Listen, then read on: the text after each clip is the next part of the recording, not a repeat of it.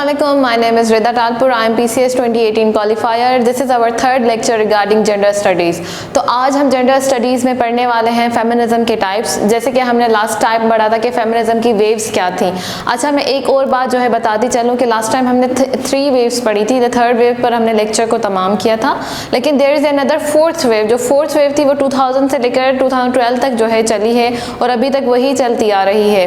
उसकी मेन जो इंग्रेडिएंट्स है वो ये हैं कि वो पॉवर्टी पे बात करती है, वो एम्पावरमेंट पे बात करती है, लेकिन पिछली फेमिनिज्म की वेव्स की तरह वो ज़्यादा लीगल कामों में नहीं पड़ रही है, बल्कि उनका मीन ऑफ कम्युनिकेशन जो है वो इंटरनेट रहा है। तो जो इंटरनेट पे ज़्यादा ब्लॉगिंग होती है, जो उस पर ज़्यादा काम होता है, वीडियोस बनती हैं, मूवीज़ बनती हैं, तो इस बार जो है उन्होंने फेमिनिज्म को थोड़ा सा डिफरेंट पर्सपेक्टिव देकर उस तरीके से जो है दुनिया को और गवर्नमेंट्स को जो है मदऊ करने की कोशिश की है। तो this is the fourth feminism type, sorry not feminism type, feminism wave. Just in case अगर CSS में या PCS 2019 जो हमारा 2020 जो हमारा आने वाला है सिंध में, उसमें सवाल आ जाए तो स्टूडेंट्स को पता होना चाहिए कि फोर्थ वेव ऑफ फेमिनिज्म है क्या।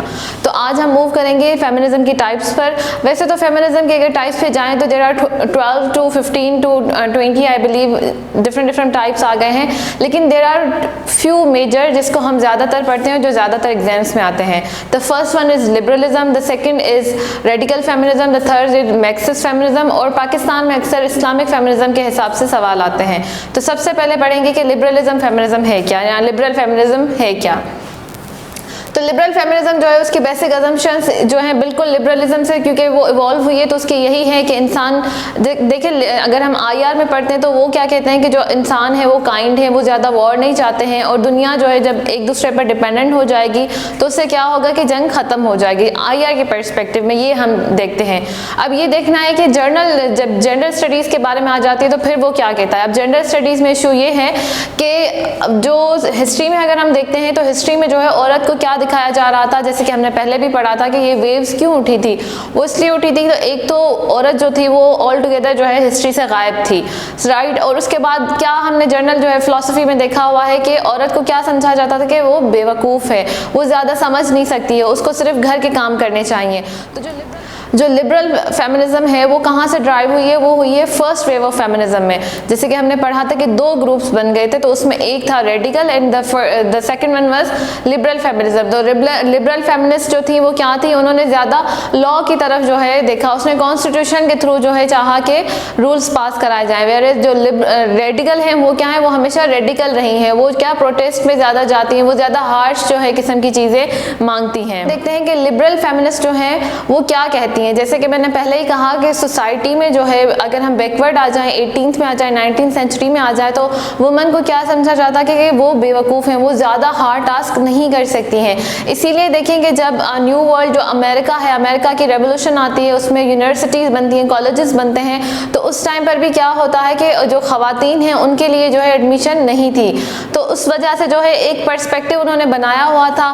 तो अब जो लिबरल फेमिनिस्ट है वो क्या कहती हैं, वो कहती हैं कि भाई जो पेट्रियार्की है उसको वो ज़्यादा फोकस नहीं करते हैं, बल्कि वो लिबरलिज्म की तरह वो क्या कहते हैं कि अगर सोशल जो है इक्वलिटी आ जाए, अगर पॉलिटिकली जो है उनको बेटर राइट्स दिए जाएं, उनको सोशली बेटर राइट्स दिए जाएं, उनको इकोनॉमिकली अगर एम्पावर किया जाए तो क्या है, सारे मसले ख़त्म हो जाएंगे, इनइक्वालिटीज़ ख़त्म हो जाएंगी और औरतें भी खुश हो जाएंगी। तो उनकी पहली एजम्पशन ये है कि equal economic, political, social rights.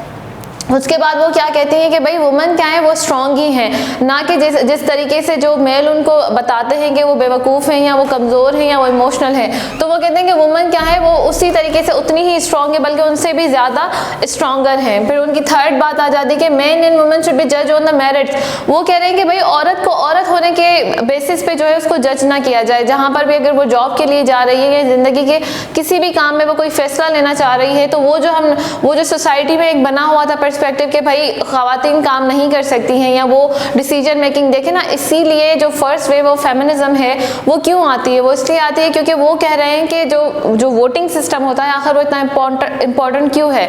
वो इसलिए इतना ज़्यादा अहम होता है क्योंकि वो आपका फर्स्ट स्टेप होता है डिसीजन मेकिंग में, कि आपने एक बंदे को क्या डिसाइड करें कि ये अब हमारा प्रेसिडेंट बनेगा, ये प्राइम मिनिस्टर बनेगा, और जो बड़े बड़े जो फैसले हमारे होंगे वो कौन करेगा, ये करेगा, लेकिन फर्स्ट फैसला क्या है, आपका है। तो उन्होंने उन्होंने खवातीन को वोट इसलिए नहीं दिया कि वो उनको इतना लाइक फाइक ही नहीं समझते थे कि वो वोट देकर ये डिसाइड कर सकेंगे आखिर उनका लीडर कौन है। तो फिर वो ये कहती हैं कि भाई वुमन को मेरिट पे जज किया जाए, उनसे भी वही एग्जाम्स लिए जाएं कि क्योंकि वुमन स्ट्रांग है, वो इक्वली मेल की तरह ही है, तो वो भी वो क्या है कि एग्जाम्स पास कर सकती हैं।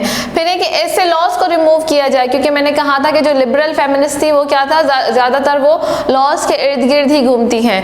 तो वो कहते हैं कि इस किस्म के लॉज को रिमूव कर दिया जाए जो क्या करते हैं, जो सिर्फ मेल के लिए बने हुए हैं। क्योंकि उस टाइम पे जब ये लिबरल फेमिनिज्म आता है तो उसमें मोस्टली जो लॉज थे वो क्या थे, क्योंकि वो बनाते ही मर्द थे, इसलिए क्या था कि उनमें वुमन ऑल टुगेदर क्या थी, गायब थी। तो इसलिए ऐसे लॉज जो सिर्फ मेल के इर्द गिर्द घूमते थे और जो सिर्फ और सिर्फ मेल को फेवर करते थे उसको क्या किया जाए, रिमूव किया जाए। फिर यह है कि इक्वालिटी कैसे आ सकती है, तो जैसे मैंने पहले बताया कि वो लीगल और कॉन्स्टिट्यूशन पे जो है ज़्यादा फोकस कर रही है, तो वो कह रही है कि लीगल रिफॉर्म्स आए। जब ये लॉज खत्म हो जाएंगे और ऐसे लॉज आ जाएंगे जो वुमन के हक में काम करेंगे तो इनइक्वालिटी खत्म हो जाएगी।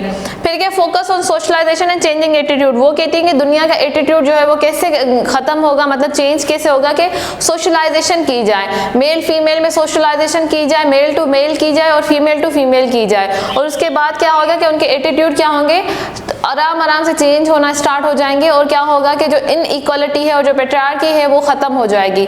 मैंने फिर भी कहा था कि जब हम लिबरल फेमिनिज्म के क्रिटिक्स पे आते हैं तो उसका सबसे बड़ा क्रिटिसिज्म यही है कि वो पेट्रियार्की को जो है क्या कर रही हैं, उनको वो तस्लीम नहीं करना चाह रही। वो कह रही है बस सिस्टम ऐसे बना हुआ है लेकिन मेल जो है वो इतने खास डोमिनेंट नहीं है, इसलिए वो कह रही है कि वुमन को जो राइट्स नहीं दिए गए वो देंगे तो वो सारा मसला हल हो जाएगा।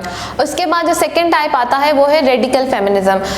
लिबरल फेमिनिज्म और रेडिकल फेमिनिज्म एक दूसरे के बिल्कुल अपोजिट हैं। उसका अपोजिट होने का एक सबसे बड़ी वजूहत में से एक वजह ये भी है कि ये दोनों ग्रुप्स एक साथ जद्दोजहद स्टार्ट करते हैं और फिर इनका जो वे होता है उनको वो चेंज होने के उसको चेंज होने की वजह से क्या हो जाता है कि इनके ग्रुप्स अलग हो जाते हैं। फर्स्ट वे वो फेमिनिज्म में जो है, जो लिबरल फेमिनिस्ट हैं वो क्या करती है, वो कहती है कि हम कॉन्स्टिट्यूशन के थ्रू जो है चेंज लाएंगे और हमें वोटिंग राइट दिया जाए। जो रेडिकल फेमिनिज्म है, फेमिनिस्ट है, वो क्या कहती है, वो कहती है कि भाई अगर हम लीगलिटी में पढ़ेंगे तो ये बहुत लंबी जो है ना बात हो जाएगी, हमें कुछ ऐसा करना चाहिए जिससे हमें बहुत ही जल्दी जो है रिजल्ट मिले। तो जो रेडिकल फेमिनिज्म थी, फेमिनिस्ट थी, तो उसका क्या था कि वो बहुत ही रेडिकली, यानी वो जो है वो हंगर स्ट्राइक पे चली गई थी, उन्होंने किंग पर जो है हमला करने की कोशिश की थी। इसके अलावा उन्होंने लाइब्रेरीज जला दी थी और इस किस्म के उन्होंने डिफरेंट काम किए थे, इसीलिए उन पर क्या है, उस पर रेडिकल जो है उन पर नाम पड़ा। अब रेडिकल फेमिनिस्ट जो है वो वाकई रेडिकल इसलिए कहलाती है क्योंकि वो कहती है जो सोसाइटी है उसमें सबसे बड़ा मसला ही मेन है, जो मर्द हजरात है वो सबसे बड़ा मसला है, क्योंकि उन्होंने क्या किया है, उन्होंने एक डोमिनेंसी कायम की हुई है। उस डोमिनेंसी के थ्रू वो एक पेट्रियार्कल सोसाइटी जो उन्होंने कायम की हुई है उससे वो क्या करते हैं, औरत को उससे वो उसको जो है कम करते हैं, वो अपनी एग्रेशन दिखाते हैं, अपना पावर दिखाते हैं, जिससे उसको वो फिजिकली भी हार्म करते हैं और इमोशनली भी हार्म करते हैं। तो वो कहते हैं कि जो सोसाइटी है वो पेट्रियार्कल है और बायस्ड है टुवर्ड्स वुमन। जो भी वो काम करते हैं वो सिर्फ मेल अपने लिए करता है और जो भी काम वो वुमन के लिए करता है वो भी अपना पावर शो करने के लिए करता है। वो कहते हैं कि men use aggression to control woman and thus maintain their dominant position. तो क्या वो उनको जब मारते हैं, जब उनका रेप करते हैं, जब उनसे चीजें ले लेते हैं, तो वो क्या है कि वो अपना जो है अंदर का जो ईगो है उसको एज करने के लिए वो ये कर रहे होते हैं। फिर उनकी जो मेन थ्योरी है वो किस पर है, वो कहते हैं पावर और सेक्सुअलिटी पर है कि भाई पावर जो सेक्सुअलिटी है उसमें जो मेल सेक्सुअलिटी है उसने जो है अपना पावर जो है डोमिनेंसी दिखाने के लिए जो है उसको अपना जो सेक्स है उसको बेहतर करने के लिए वो पावर का यूज करता है। फिर है कि भाई woman can only free themselves when patriarchy is end. वो कहती हैं कि इस दुनिया में सिर्फ और सिर्फ सुकून तभी आएगा जब ये पूरा सिस्टम चेंज हो जाएगा, यानी वुमन जो है वो आगे आ जाएंगे, मैट्रियार्कल सोसाइटी हो जाएगी और जो मेल है उनके हर किस्म का उनसे पावर ले लिया जाए, उनसे सोशल पावर भी ले लिया जाए, इकोनॉमिकल उनके राइट भी ले लिए जाएं और उनसे जो है पॉलिटिकल राइट्स भी ले लिए जाएं, क्योंकि जब तक ये पावर में रहेंगे तब तक औरतें खुश नहीं हो सकती हैं। इसके अलावा जो बहुत ज़्यादा रेडिकल उनके व्यूज़ ये भी हैं कि औरत जो है उसको बच्चा वगैरह पैदा करने की भी कुछ खास ज़रूरत नहीं है, क्योंकि जब वो बच्चा पैदा करती है तो उससे क्या होता है कि वो मजबूर हो जाती है। तो वो कहती है कि जो मेल है वो जानबूझ के इस किस्म के सिस्टम में जो है ना वुमन को रखता है जिसमें वो मजबूर हो जाए बच्चा पैदा करके रखे या फिर जो है घर का ख्याल रखे। तो वो कहती हैं कि ऑल टुगेदर जो मैरिज का कंसेप्ट है इसे भी ख़त्म कर देना चाहिए, शादियाँ करने की भी कोई ख़ास ज़रूरत नहीं है। उससे क्या होगा कि हम जिस सोसाइटी में रह रहे हैं उसमें जैसे ही शादी होगी फिर औरत क्या हो जाती है, वीक हो जाती है। तो आज भी जो रेडिकल फेमिनिस्ट है वो बहुत ज़्यादा जो है मेल की तरफ जो है नेगेटिव है, बल्कि ये भी कहना जो है ना गलत नहीं होगा कि वो बहुत हद तक जो है मर्दों से नफरत करती हैं। उसके बाद लास्ट थिंग है तो वो कहती हैं कि अब ये चेंज कैसे आएगा, तो वो कहती हैं कि जैसे मैंने कहा कि सोसाइटी को पूरा चेंज कर देना चाहिए। वो कहती है रिकंस्ट्रक्ट कर दे सोसाइटी को, और जो करंट सोशल स्ट्रक्चर है जो मेल ने बनाया है उसको ऑल टुगेदर ख़त्म करके नया जो है स्ट्रक्चर ले आया जाए। और उसमें क्या होगा, जैसे मैंने पहले ही बताया कि मेल को जो है नीचे रखा जाएगा, वुमन को आगे रखा जाएगा, वुमन को हर किस्म की फ्रीडम दी जाएगी ताकि वो अपनी ज़िंदगी आसानी से गुजार सकें। तो ये थोड़े से जो है ये था रेडिकल फेमिनिज्म। अब आप जो है आसानी से जो है लिबरल फेमिनिज्म को जब आप सुनेंगे और फिर रेडिकल को सुनेंगे तो आपको उसमें डिफरेंस जो है करना आ जाएगा। अच्छा, उसके बाद जो थर्ड टाइप है, वो थर्ड टाइप कौन सा है, वो है मार्क्सिस्ट या सोशलिस्ट फेमिनिज्म। अब जो सोशलिस्ट फेमिनिज्म है वो कार्ल मार्क्स की थ्योरी जो है मार्क्सिज्म उससे बनी हुई है। कार्ल मार्क्स की अगर थ्योरी हम आईआर में देखते हैं या डिफरेंट सब्जेक्ट्स में देखते हैं तो कार्ल मार्क्स क्या कहता है कि भाई सारी सोसाइटी में जो मसला है वो कैपिटलिज्म के लिए है, क्योंकि वो कहता है जो कैपिटलिज्म है वो इस किस्म का जो है सिस्टम आया है जिससे क्या होता है कि एक्सप्लॉइट होते हैं गरीब और जो कमज़ोर आवाम है। तो वो कह रहे हैं कि भाई जो औरतों के लिए भी मसला है वो क्या है कि जो कैपिटलिज्म है वो रोल प्ले करता है औरतों को सोसाइटी में ऑप्रेस करने के लिए। वो जो ये जो फेमिनिज्म है या ये जो फेमिनिस्ट है वो क्या कहती हैं कि पैट्रियार्की जो है वो असल मसला नहीं है, असल मसला क्या है, कैपिटलिज्म है। तो वो अब ये कह रहे हैं कि कैपिटलिज्म को जो है ख़त्म किया जाए और हमारा जो सिस्टम है यानी सोशलिज्म जो है उसको जब हम लाएंगे सोसाइटी में तो क्या होगा कि ख़वातीन का मसला हल हो जाएगा। अब वो अपनी बात को कैसे मनवा रहे हैं कि भाई पैट्रियार्की नहीं बल्कि सोशलिज्म या कैपिटलिज्म कैसे मसला है। तो वो कहते हैं कि भाई जो वुमेन है वो सबऑर्डिनेट हो जाती हैं, उनकी जो सबऑर्डिनेशन है वो कैपिटलिज्म को फ़ायदा पहुंचाती है। वो कैसे फ़ायदा पहुंचाती है कि वुमेन जो है वो फ्री लेबर दे रही हैं घर में, और जब वो काम भी करती हैं वेजेस पर तो उनकी वेजेस क्या है, कम है। उससे क्या होता है, देखिए कैपिटलिज्म जो है वो उसमें क्या होता है कि मैक्सिमम जो है प्रॉफिटाइजेशन होती है, यानी प्रॉफिट जो हमारा होना चाहिए वो सबसे ज़्यादा होना चाहिए और जो वेजेस होनी चाहिए वो कम होनी चाहिए, यानी खर्चा हम बहुत कम करें और जो हम कमा रहे हैं वो क्या हो, वो ज़्यादा होना चाहिए। तो वो कहते हैं जो वुमेन है वो वैसे ही सबऑर्डिनेट है, वो ऑप्रेस्ड हैं, तो उससे क्या होता है कि उनको पैसे कम मिलते हैं। जब उनको पैसे कम मिलते हैं तो वो ज़्यादा गरीब रहती है, और वो जो भी गरीब होगा वो क्या है कि वो अपनी डिमांड्स जो है वो नहीं बता सकेगा। तो उससे क्या होता है कि कैपिटलिज्म रिवाइव होता है, और इसी तरीके से जैसे जैसे वो कम होती जाएंगे कैपिटलिज्म को फ़ायदा होगा तो इनइक्वालिटी जो है वो बढ़ती जाएगी। लेकिन फिर वो ये भी कहते हैं कि भाई जो इनइक्वालिटी है जो घर पर है या वो तो वुमन के साथ है, लेकिन वो कहते हैं कि ये जो सिस्टम है इसने दोनों को, मेल को और फीमेल दोनों को अपने कब्जे में कर रखा है। ये नहीं कहना चाहिए कि सिर्फ फीमेल ही ऑप्रेस्ड है, सिर्फ उनके साथ इनइक्वालिटी है। वो ले जाते हैं फिर से जो है ना, वो कहते हैं जो वुमन जो है उसकी ऑपरेशन जो है वो क्या है, वो जो ऑप्रेस्ड है वो एक छोटा सा पार्ट है। ओवरऑल जो पूरी सोसाइटी ही है वो कैपिटलिज्म की वजह से क्या है, ऑप्रेस्ड है। वो कैसे है कि जो अमीर हैं, लेट से वो अगर कोई इंडस्ट्री खोलता है तो उसमें वो 4 या 5 जो है एम्प्लॉयज़ रखता है। अब वो उन एम्प्लॉयज़ से क्या चाहता है कि वो सबसे ज़्यादा उनको फ़ायदा दे, फिर चाहे उनको ज़्यादा एक्स्ट्रा काम ही क्यों ना करना पड़े। तो जब वो उसका फ़ायदा लेट से कि 10 लोगों ने जो है 1 करोड़ का फ़ायदा दिया है, तो जो सोशलिज्म है वो कहती है कि वो 1 करोड़ जो है वो मालिक खुद रख लेता है और उनको क्या है वो 10-10 हज़ार वेजेस देता है। तो उससे क्या हुआ कि काम तो उन लोगों ने किया था लेकिन फ़ायदा एक बंदे को हुआ। उससे जो ये है कि वो कंसंट्रेशन ऑफ वेल्थ होती जाती है, जैसे जैसे जो है जो वर्किंग क्लास है वो ज़्यादा गरीब होती जा रही है, और फिर क्या होता है कि हैव और हैव नॉट्स में सोसाइटी तब्दील हो जाती है। तो वो कहते हैं कि वो लार्जली अगर हम देखें तो हाँ उसमें वुमेन तो ऑप्रेस्ड है लेकिन ओवरऑल मेल भी ऑप्रेस्ड है। उसका वो सोल्यूशन क्या कहते हैं कि कहते हैं जेंडर इनइक्वालिटी ख़त्म हो जाएगी जैसे ही हम सोशलिस्ट रेवोल्यूशन लाएंगे। वो कहते हैं जब सोशलिस्ट सोसाइटी हो जाएगी। अब सोशलिज्म क्या है, वो कहते हैं कि भाई सारी जो भी चीज़ें हैं उसमें प्राइवेट प्रॉपर्टी का कंसेप्ट ख़त्म कर देना चाहिए, यानी जो गवर्नमेंट होगी वही आपको घर देगी, वही आपको जो है ना बिज़नेस देगी, आप उससे ज़्यादा बिज़नेस कमा नहीं सकते। जो आप खर्च कर रहे हैं चीज़ों पर वो आपको वापस मिलेंगे और उससे थोड़ा सा फ़ायदा मिलेगा, बाकी का जो फ़ायदा वो क्या होगा, वो इक्वली डिवाइड हो जाएगा। अब आपको ऐसे सोशलिस्ट अगर दुनिया में देखना है तो जैसे चिली हो गया या ब्राज़ील हो गया, उसमें अब क्या है कि एक टैक्सी ड्राइवर भी जो है उसकी भी सेम सैलरी है, एक इंजीनियर की भी सेम है और एक डॉक्टर की भी सेम है। तो ये कहते हैं कि इस किस्म का जब रेवोल्यूशन आएगा जिसमें सबको इक्वली मिलेगा तो फिर जो है इनइक्वालिटी ख़त्म हो जाएगी। लेकिन इन रियलिटी अगर देखा जाए तो ऐसा नहीं हो सकता है। जैसे कि हम उन जो ममालिक हैं उनका अगर हम उनके हालात देखें तो उनके हालात बद से बदतर होते जा रहे हैं। अगर एक डॉक्टर की और एक रिक्शा वाले की सैलरी एक हो जाए तो फिर डॉक्टर पढ़ेगा क्यों, उसे 6 साल 7 साल 8 साल क्यों मेडिसिन में लगाए हैं। So anyways this is the third type of feminism, और इसके आगे हम पढ़ेंगे कि इस्लामिक फेमिनिज्म क्या है। सही, तो the fourth type is Islamic feminism. अच्छा, अब इस्लामिक फेमिनिज्म कहाँ से निकला है? इस्लामिक फेमिनिज्म जो है वो मोस्टली जो अरब वर्ल्ड थे और इस किस्म के मुसलमानों के कंट्रीज़ जहाँ पर औरत को बहुत ही ज़्यादा रिलीजियस बेसिस पे ऑप्रेस किया गया था, वहाँ से ये थ्योरी निकली कि भाई क्या वाकई इस्लाम में औरत को इतना कम किया गया है।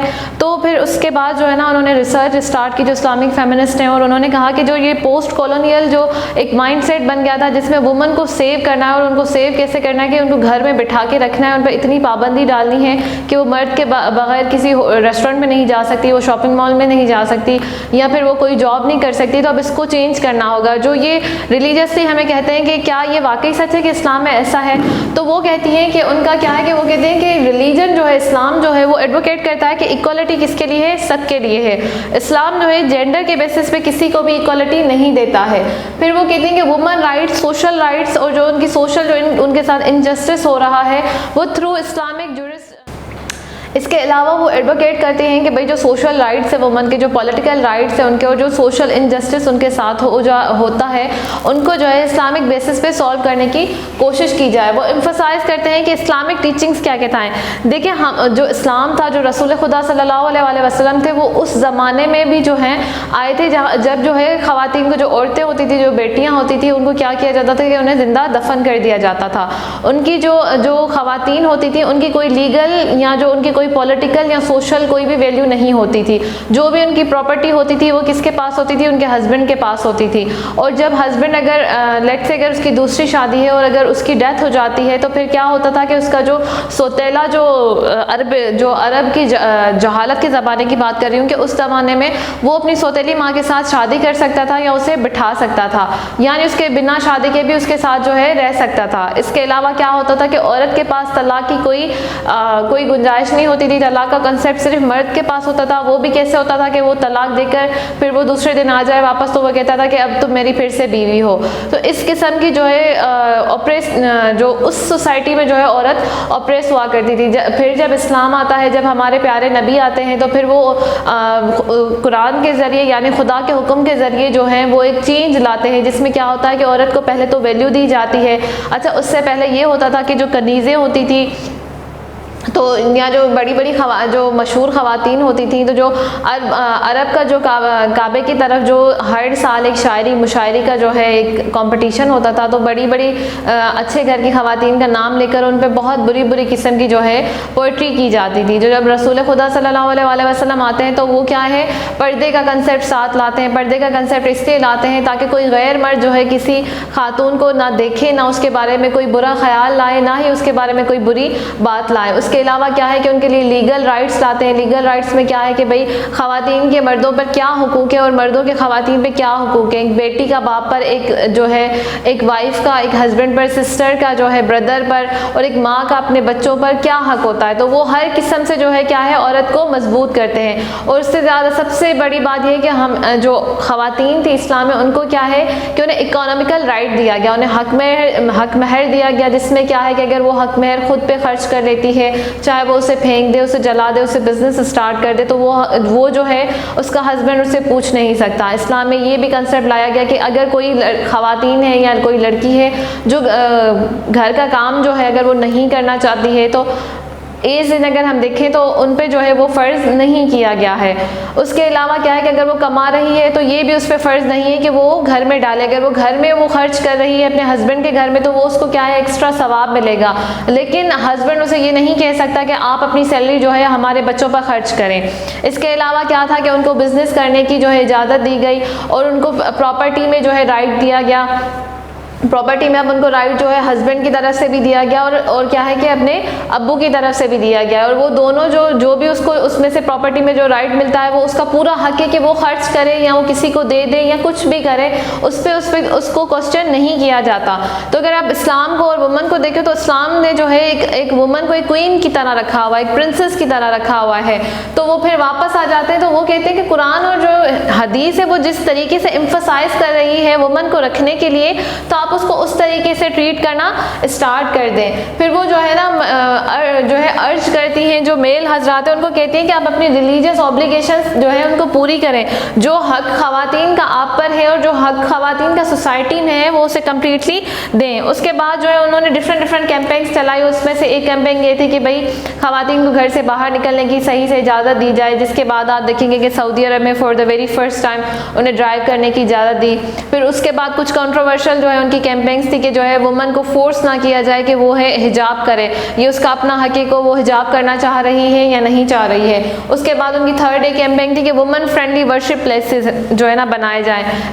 इसका मकसद ये था कि बहुत ज़्यादा जगहों पर जो है इवन इन पाकिस्तान हमारे पास एक कॉन्सेप्ट है कि जो मस्जिद में जो है जो मसाजिद है उसमें जो है ख़वातीन नहीं जा सकती है, तो उसके बारे में जो है अमेरिका में बहुत प्रोटेस्ट हुए। अच्छा, एक जर्नल इन्फॉर्मेशन देती चलूँ कि ये सिर्फ कुछ ही कंट्रीज़ हैं जिनमें इस किस्म की जो है बातें की जाती है, वरना अगर आप सऊदी अरब में रह रहे हैं या मलेशिया में, इंडोनेशिया में या ब्रुनाई में या फिर तुर्कमेनिस्तान, इस किस्म के जब कंट्रीज़ में आप चले जाते हैं तो वहाँ पर ख़वातीन का एक अलग से हिस्सा होता है जिसमें ख़वातीन रेगुलरली आकर नमाज़ पढ़ सकती हैं, जुम्मे की नमाज पढ़ सकती हैं, या मतलब उनका ममनू नहीं होता जो है मसाजिद में जाना। तो इस पे भी जो है कैंपेन्स चली कि भाई वुमन फ्रेंडली, यानी वुमन को इजाज़त दी जाए कि वो मसाजिद में और दूसरी जो रिलीजियस प्लेसेस हैं उनमें वो आ सकें। तो ये उनकी बेसिक अजम्पशंस हैं। और इसके साथ जो है हमारे 4 जो है मेजर जो है टाइप फेमिनिज्म के ख़त्म होते हैं। उसके बाद हम थोड़ा सा जो है इनका डिफरेंस, अच्छा उसके बाद लास्टली हम ये पढ़ेंगे कि ये जो हमने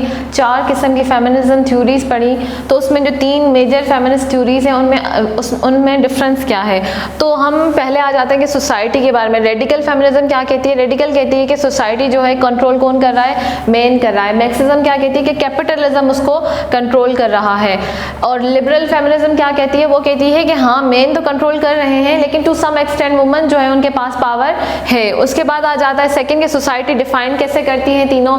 तो जो सोसाइटी को जो अगर रेडिकल पर्सपेक्टिव में देखें तो वो कहती है पेट्रियार्की जो है वो उसका पेट्रियार्की जो है वो सोसाइटी का मेन। अच्छा, तीनों अपने पर्सपेक्टिव में सोसाइटी को कैसे डिफाइन करते हैं। तो रेडिकल जो है वो तो कहता है कि पेट्रियार्की जो है वो मेजर इशू है, वो जो सोसाइटी पूरी रन ही जो है पेट्रियार्की के अंडर हो रही है। कैपिटलिज्म जो टू सम एक्सटेंट कहता है कि हाँ पेट्रियार्की इज द रीजन, लेकिन वो मेजर फोकस उसका क्या है, वो कहता है कि capitalism is the issue not patriarchy. Inequality जो सोसाइटी में है वो जिस किस्म की सोसाइटी वो चल रही है वो कैपिटलिज्म के अंडर चल रही है। अच्छा, लिबरल क्या कहते हैं? कहते हैं कि लेक ऑफ अपॉर्चुनिटीज जो है वो इनइक्वालिटी है, यानी वो मैंने पहले भी कहा था कि लिबरल फेमिनिस्ट जो हैं वो पेट्रियार्की को जो है फोकस नहीं कर रहे हैं, वो इनइक्वालिटीज को कह रहे हैं कि बस इस किस्म की सोसाइटी रन हो रही है लेकिन दोनों कर रहे हैं, यानी मेल भी हैं फीमेल भी हैं। तो वो ये नहीं कह रहे हैं कि फीमेल जो है बिल्कुल गायब है या ऑप्रेस्ड है, बल्कि वो कह रही हैं कि इनइक्वालिटीज इस तरीके से हैं। अच्छा, उसके बाद कह रहे हैं कि भाई बेनिफिट कौन करता है। तो रेडिकल फेमिनिज्म कहते हैं कि भाई थ्रू आउट जो है ना जो भी फ़ायदा होता है वो सिर्फ और सिर्फ मेल को होता है, ठीक है। लेकिन जो मार्क्सिस्ट है वो क्या कह रहे हैं? वो कह रहे हैं जो वर्किंग क्लास है वो हमेशा नुकसान में रहती है, और जो कैपिटलिस्ट क्लास है वो क्या है, वो सोसाइटी में जिस किस्म की सोसाइटी बनी हुई है उसमें से वो जो है ज़्यादा फ़ायदा लेते हैं, और उसमें से भी मेल जो है वो ज़्यादा फ़ायदा लेते हैं, क्योंकि अगर वुमन जो है उनको वो फ्री लेबर दे रही हैं, चाहे फिर वो वर्किंग क्लास में हो या वो एलीट क्लास में हो, तो उसमें क्या है फ्री का जो उन्हें काम मिल रहा है तो वो मेल को मिल रहा है, तो मेल को जो है ओवरऑल सबसे ज़्यादा फ़ायदा होता है। अच्छा, लिबरल फेमिनिस्ट क्या कहती है? वो कहती है कि किसी को भी फ़ायदा नहीं हो रहा है। वो कहते हैं कि जो जेंडर स्टेरियोटाइप है, मतलब कि जो मेल है वो क्या है, अगर वो काम करने जा रहा है और वुमन घर में रह रही है, वो घर के काम कर रही है, तो जो मेल है वो क्या मिस आउट कर रहा है, वो ये मिस आउट कर रहा है कि वो बच्चों के साथ ज़्यादा टाइम स्पेंड नहीं कर सकता। और उसी तरीके से फीमेल क्या मिस आउट कर रही है कि उसको जो पेड, जो यानी जो बाहर जाके काम कर सकती थी, वो उस पैसों को मिस आउट कर रही है। तो ओवरऑल वो कह रहे हैं कि वो दोनों का ही नुकसान है, किसी एक का नुकसान नहीं है। फिर फोर्थ पे आ जाता है कि आखिर इस इनइक्वालिटी के लिए हम किसको ब्लेम करें। तो उसमें वो क्या कहते हैं, तो फर्स्ट जो है वो कहते हैं कि भाई हमें जो है, क्योंकि वुमन जो है वो डोमिनेंट किससे हो रही है, मेल से हो रही हैं। वो इस किस्म की सोसाइटी उन्होंने बनाई हुई है कि जिसमें जो है फीमेल को हमेशा नुकसान होता है। तो जो मेल है उसी को जो है इनइक्वालिटी के लिए हम क्या करेंगे, ब्लेम करेंगे। इसी तरीके से जो मैक्सिस्ट फेमिनिज्म है वो भी कहते हैं कि हाँ, जो मेल है कैपिटलिज्म में भी अगर देखा जाए तो ओवरऑल जो मेल सोसाइटी है वो ज़्यादा, मेल जो है वो ज़्यादा डोमिनेंट है, और वो जो फीमेल जो है वो क्या है, फाइनेंशियली डिपेंडेंट है। तो इसलिए इनइक्वालिटी इसलिए ही बढ़ रही है कि फीमेल डिपेंडेंट होती जा रही है और मेल क्या होते जा रहे हैं, वो ज़्यादा एग्रेसिव होते जा रहे हैं, वो ज़्यादा पावरफुल होते जा रहे हैं। अच्छा, इसमें जो इनइक्वालिटी की बात अगर करें लिबरल फेमिनिज्म की, तो लिबरल फेमिनिस्ट कहती है कि लॉज जो हैं वो लीगल लॉज ही ऐसे बने हुए हैं, फ्रेमवर्क जो है वो ऐसा बना हुआ है जिसकी वजह से दोनों में ही नुकसान होता है। यानी वुमन भी जो है, वुमन की इनइक्वालिटी जो है वो सोशलाइजेशन की वजह से हुई है और लीगल रिफॉर्म्स ना होने की वजह से हुई है। अच्छा, फिर वो कहते हैं कि सोल्यूशन क्या है इसका, भाई इसका सोल्यूशन ये है कि वो कह रहे हैं कि सेपरेशन ऑफ सेक्स किया जाए। रेडिकल फेमिनिस्ट कहती हैं कि सोसाइटी को कैसे, सोसाइटी में जो पेट्रियार्की है उसको खत्म कर दिया जाए और जो फीमेल्स हैं उनको ऊपर लाया जाए। जैसे कि मैंने पहले भी कहा था कि वो जो है वो फैमिली पर भी बात करती हैं, वो रिप्रोडक्टिव राइट्स पर भी बात करते हैं, वो सेक्सेस पर भी बात करते हैं। तो उसमें जो है रेडिकल फेमिनिस्ट कहती है कि जो सेल्फ रिप्रोडक्टिव बन जाए, यानी वो खुद से जब रिप्रोड्यूस करना स्टार्ट हो जाएंगी चीज़ें, उनके पास खुद पावर आ जाएगा, तो उससे क्या होगा कि सोसाइटी में इनइक्वालिटी खत्म हो जाएगी। मैक्सिस्ट फेमिनिज्म कह रही है कि रेवोल्यूशन जब आ जाएगा और हमारी जो है हम जो चाहते हैं, जो सोशलिज्म आ जाएगा, तो उससे क्या हो जाएगा कि इनइक्वालिटी खुद ब खुद खत्म हो जाएगी। अब ये क्या कह रहे हैं, लिबरल फेमिनिज्म कह रही है कि भाई न्यू रिफॉर्म्स लाए जाए, सेक्सिज्म को ख़त्म किया जाए। दोनों जो मेल भी जो हैं वो भी मसलों में घिरे हुए हैं, फीमेल्स भी मसलों में घिरी हुई हैं। जब लीगल रिफॉर्म्स आ जाएंगे जिसमें जो है जो डिस्क्रिमिनेशन है उसको ख़त्म की जाएगी, तो इनइक्वालिटी खुद ब खुद ख़त्म हो जाएगी। फिर लास्टली जो है ना क्रिटिसिज्म आ जाता है तीनों पर।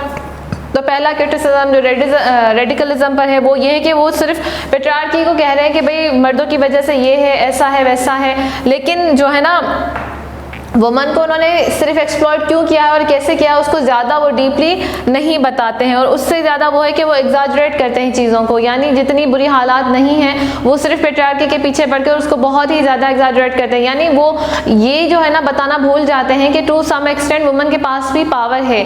बहुत ज़्यादा सोसाइटीज़ में जो है वुमन के पास पावर है, वो खुद यूज़ नहीं करती, या जो वो यूज़ करके अपने लिए बेटरमेंट ला रही है तो वो ऑल टुगेदर क्या कर देते हैं, उसे इग्नोर कर देते हैं।